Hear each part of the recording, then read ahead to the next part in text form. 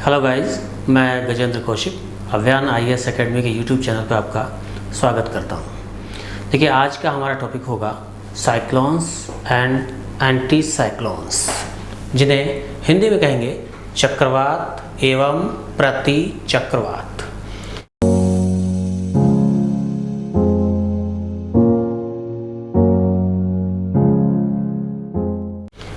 इनमें अक्सर ये समस्या आती है, हम पूरा डिटेल में पढ़ेंगे। पहले हम इनमें जो विंड्स की डायरेक्शन है उसे देख लें। ये मैंने दिखाया है 0 डिग्री लैटिट्यूड, यानी कि विषुवत रेखा। विषुवत रेखा के नॉर्थ में हमारा है नॉर्दर्न हेमिस्फीयर, यानी कि उत्तरी गोलार्ध, और इसके साउथ में सदर्न हेमिस्फीयर, यानी कि दक्षिणी गोलार्ध। तो अगर हम साइक्लोन्स की बात करते हैं तो दो तरह के साइक्लोन्स होते हैं। एक होते हैं टेम्परेट, जिन्हें हिंदी में कहते हैं शीतोष्ण कटिबंधीय चक्रवात। दूसरे होते हैं उष्ण कटिबंधीय चक्रवात, जिन्हें इंग्लिश में कहते हैं ट्रॉपिकल साइक्लोन्स। तो दो ये इधर रहेंगे, ऐसे ही दो इधर रहेंगे। फर्क क्या है, या हम कैसे बताएं कि कहाँ से कहाँ तक? तो ये 8 डिग्री नॉर्थ से और 24 डिग्री नॉर्थ के बीच में। ऐसे ही उष्णकटिबंधीय चक्रवात सदर्न हेमिस्फीयर में भी 8 डिग्री साउथ से 24 डिग्री साउथ के बीच इस पट्टी में ही बनते हैं और चलते हैं। डायरेक्शन क्या होती है सदा इनकी? लगभग ईस्ट टू वेस्ट। देखिए, बहुत धीरे धीरे मैं समझा रहा हूँ। थोड़ा सा ये टॉपिक कैसा है कि समझने में दिक्कत होती है, तो मैं बहुत ही स्लोली से पढ़ा रहा हूँ। उष्णकटिबंधीय चक्रवातों की चलने की दिशा क्या होती है? वो होती है ईस्ट से वेस्ट की ओर। हेमिस्फीयर कोई भी हो, लेकिन इनकी डायरेक्शन पूरब से पश्चिम की तरफ रहेगी। ये बात अलग होती है, कभी लोकल फैक्टर होते हैं और प्रेशर डिफरेंस ऐसा हो जाए कि वापस हो जाए, तो वो एक्सेप्शनल केस होते हैं। हम इसे वर्ल्ड मैप पर भी देखेंगे। रही बात शीतोष्ण कटिबंधीय चक्रवातों की, टेम्परेट साइक्लोन्स की, तो ये कहाँ चलेंगे या बनेंगे? ये चलेंगे टेम्परेट रीजन में। तो इनकी उत्पत्ति कहाँ होती है? मैं फिर से लैटिट्यूड नंबर लिख दे रहा हूँ। देखिए, ये है 60 डिग्री से 60 डिग्री नॉर्थ से 65 डिग्री नॉर्थ। ऐसा ही सदर्न हेमिस्फीयर में भी है 60 डिग्री साउथ से 65 डिग्री साउथ। ये पेटी अपने आप में उप ध्रुवीय क्षेत्र है, सब पोलर लो प्रेशर बेल्ट है। इसी में ये बन रहे होते हैं। पूरी मैकेनिज्म हम आगे देखेंगे। पहले हम इनमें जो हवाएं चलती हैं रफली आइडिया उनका ले लें। देखिए, पहले तो आप लोग एक बात याद रखेंगे, साइक्लोन कोई सा भी हो, उष्णकटिबंधीय हो, शीतोष्ण कटिबंधीय हो, तो उष्णकटिबंधीय उष्ण कटिबंध में चलेगा, शीतोष्ण कटिबंधीय शीतोष्ण कटिबंध में चलेगा। दूसरी बात, साइक्लोन किसी भी हेमिस्फीयर का हो, किसी भी गोलार्ध का हो, उसकी एक खास प्रॉपर्टी होगी कि उसके केंद्र में वायु दाब कम होगा। किससे कम होगा? यहाँ देखेंगे, ये केंद्र है। हम केंद्र से परिधि की ओर चल रहे हैं, सेंटर टू पेरिफेरी। तो सेंटर में दाब कम है, परिधि की ओर जाते हुए दाब बढ़ रहा है। मैंने पिछले लेक्चर में बताया था कि विंड्स क्यों चलती हैं। कारण एटमॉस्फेरिक प्रेशर, वायुमंडलीय दाब। तो यहाँ भी दाब का अंतर परिधि पर यानी कि ज़्यादा है और केंद्र में कम, तो परिधि से केंद्र की ओर हवाएं चलेंगी। ऐसा यहाँ भी देख लेंगे। ये शीतोष्ण कटिबंधीय है, केंद्र से परिधि की ओर जा रहे हैं, दाब बढ़ रहा है, या परिधि पर दाब ज़्यादा और केंद्र में कम, तो हवा किधर चलेगी? परिधि से केंद्र की ओर। ऐसा ही इधर भी है। तो एक सीधी सी बात निकल के आई कि चक्रवातों में परिधि से केंद्र की ओर हवाएं चलती हैं। यहाँ एक बड़ा कन्फ्यूजन ये होता है कि कभी कभी डायरेक्शन पूछ लेते हैं कि किधर से किधर चल रही होती हैं, किस हेमिस्फीयर में ऐसा, किस गोलार्ध में ऐसा हो रहा होता है। देखेंगे, आप एक को याद रख लें। मान लीजिए हमने उत्तरी गोलार्ध का टेम्परेट साइक्लोन ले लिया, तो इसमें परिधि से केंद्र की ओर हवा चल रही है, लेकिन डायरेक्शन क्या है? Anti clockwise. Anti clockwise. तो उत्तरी गोलार्ध में साइक्लोन कोई सा भी हो, डायरेक्शन क्या होगी पवने चलने की? वो परिधि से केंद्र की ओर चलने वाली हवाएं सदा एंटी क्लॉकवाइज चलेंगी। बस इसी को याद रख लें। एक अगर याद रह गया, चारों याद हो जाएंगे बड़ा इजीली। तो इसे हमने रट लिया, एंटी क्लॉकवाइज चल रही होती हैं, साइक्लोन कोई सा भी हो, लेकिन गोलार्ध उत्तरी हो। अब दक्षिणी गोलार्ध में आ जाए। दक्षिणी गोलार्ध में इसका उल्टा होगा, लेकिन है तो चक्रवात ना। तो चक्रवात की मूल प्रॉपर्टी क्या है? बेसिक प्रॉपर्टी क्या है? कि केंद्र में वायुदाब कम, परिधि की ओर वायुदाब ज़्यादा, तो परिधि से केंद्र की ओर हवा तो चलनी है, चाहे इस हेमिस्फीयर का हो या इस हेमिस्फीयर का हो, कोई सा भी हो।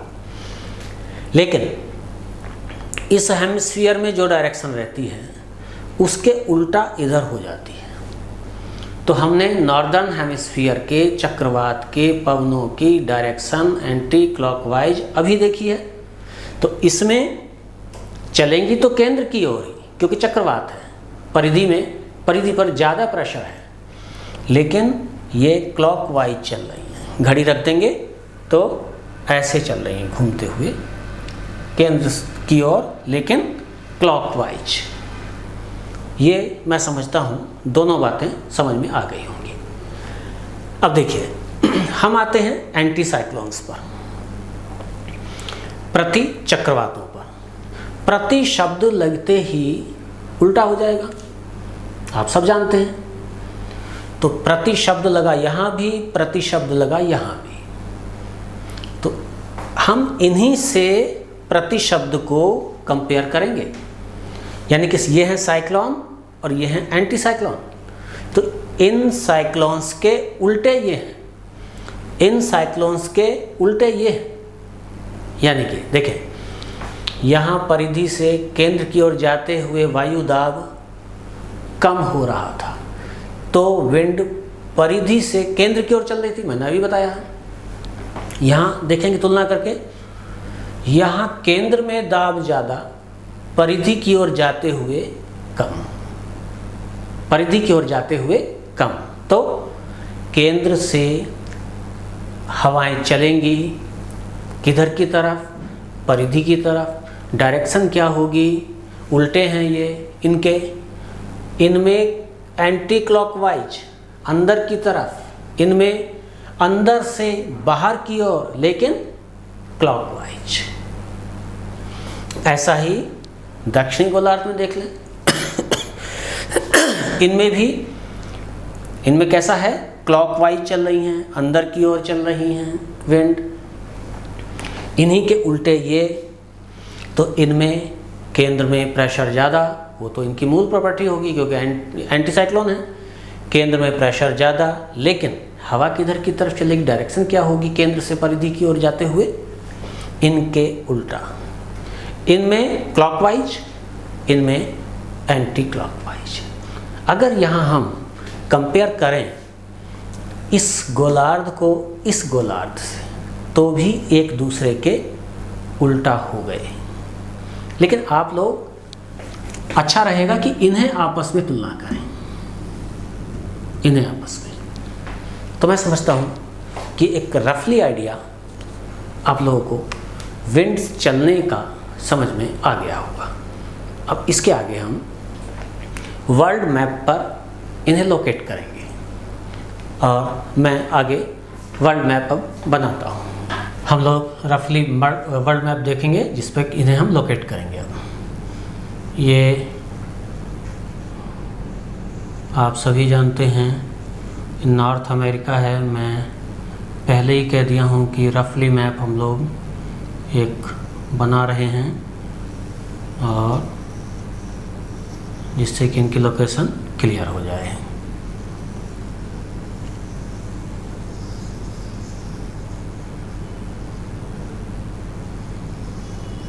ये नॉर्थ अमेरिका, ये साउथ अमेरिका, इधर ये यूरोपियन भाग है,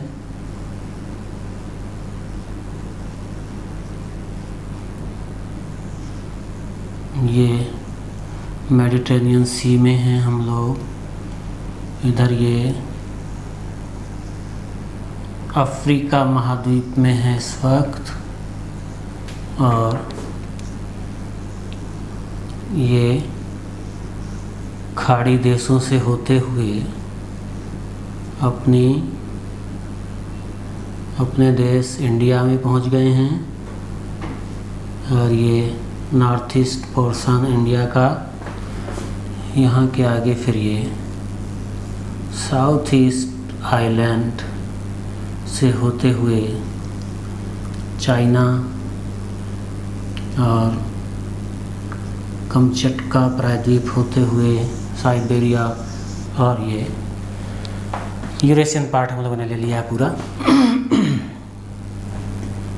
ये यहाँ श्रीलंका हो गया है, इधर ये जापान, ये दोनों कोरिया, और यहाँ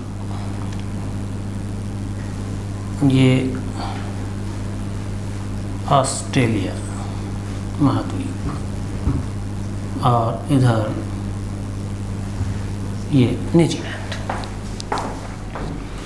इधर ग्रीनलैंड है, यहाँ ये यूनाइटेड किंगडम है, और यहीं पर छोटा सा देश है एक आइसलैंड।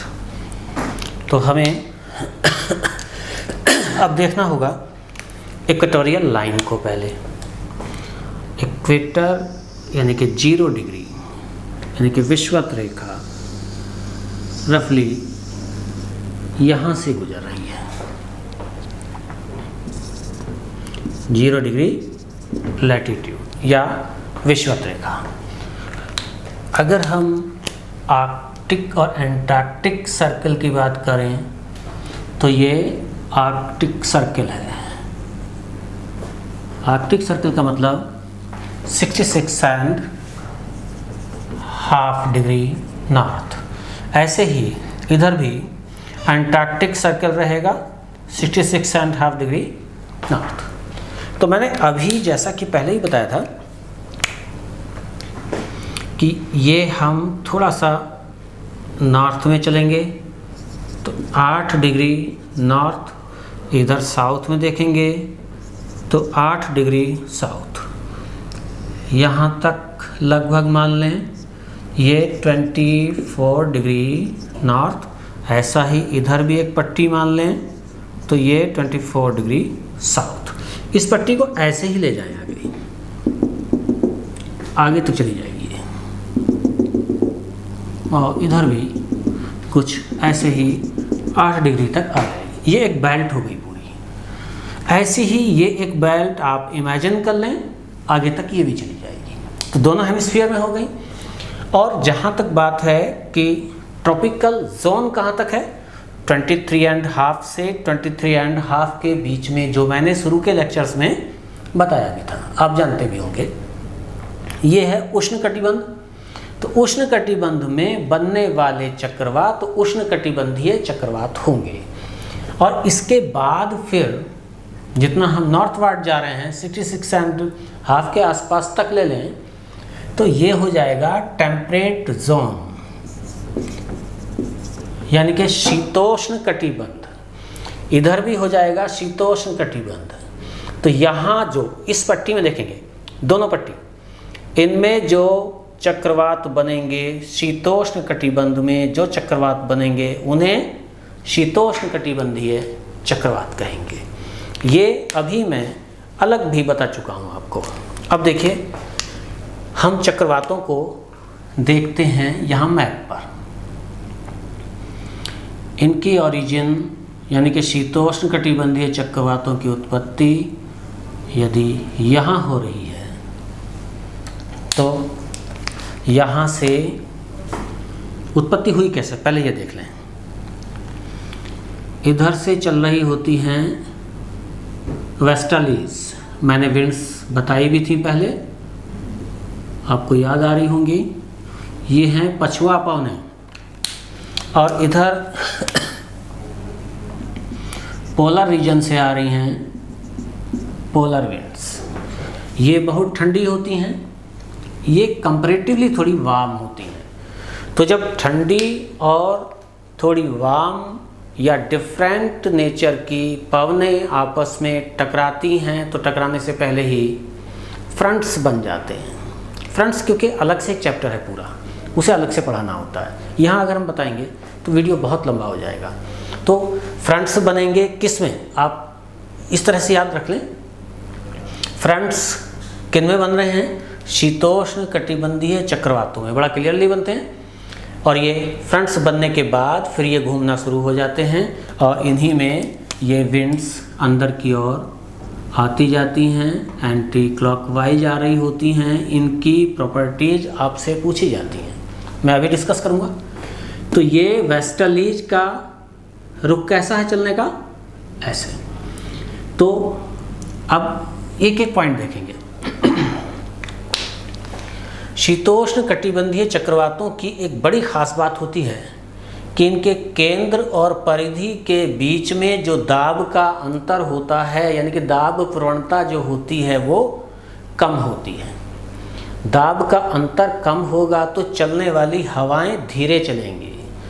चलने वाली हवाएं धीरे चलेंगी, ऊपर उठेंगी, धीरे उठेंगी, क्योंकि आ ही धीरे रही हैं। इनके पास मॉइस्चर भी है। ऊपर जाते हुए टेम्परेचर लो होगा तो कंडेंसेशन होगा, यानी कि क्लाउड्स बनेंगे तो रेनफॉल होगी।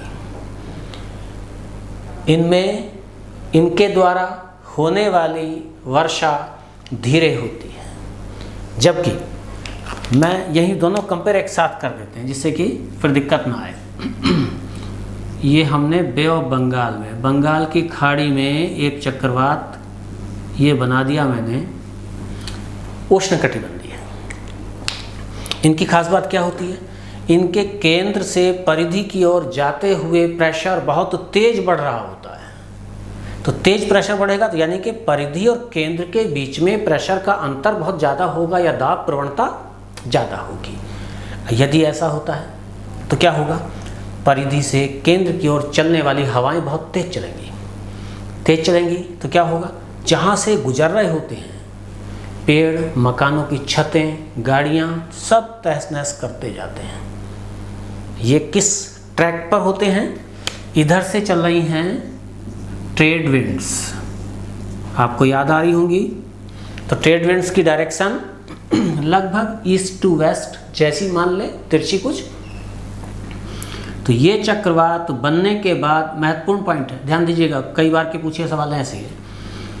ये चक्रवात कहीं भी बनने के बाद ईस्ट कोस्ट पर टकराते हैं, किनके, केवल भारत नहीं, सभी महाद्वीपों के पूर्वी तटों पर ये हिट करते हैं।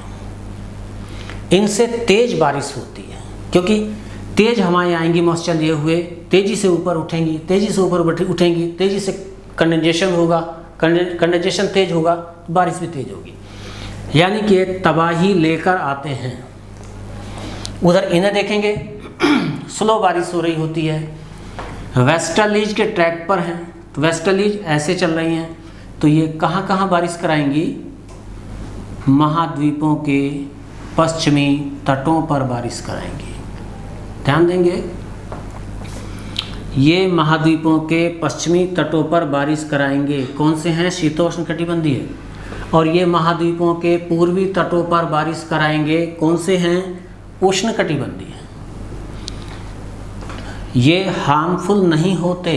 शीतोष्णकटिबंधीय चक्रवात नुकसानदेह नहीं होते, लेकिन ये नुकसानदेह ही होते हैं, इनसे फ़ायदा नहीं हो पाता। आगे हम देखें।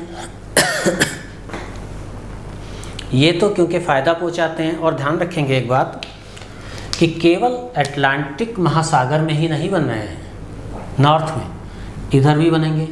इतने ही अक्षांश नंबर पर बनेंगे, इधर भी बनेंगे। सवाल ऐसे बन जाते हैं कि हमने तो बताया केवल यहाँ, उन्होंने पूछ लिया कि नॉर्थ अमेरिका के या रॉकीज माउंटेन के वेस्टर्न स्लोप पर कौन से चक्रवातों से वर्षा होगी? तो शीतोष्णकटिबंधीय। इनके नाम नहीं रखे जाते। नाम क्यों रखें? खतरनाक तो है नहीं। आइडेंटिटी की ज़रूरत उसकी है जो बड़े खतरनाक हैं। तो कौन से हैं खतरनाक? उष्णकटिबंधीय हैं। इनके अलग अलग जगहों पर अलग अलग नाम होते हैं। जैसे आइए देखते हैं। यहाँ कैरेबियन द्वीप, ये कैरेबियन द्वीप है। यहाँ यह कैरेबियन सागर कहते हैं।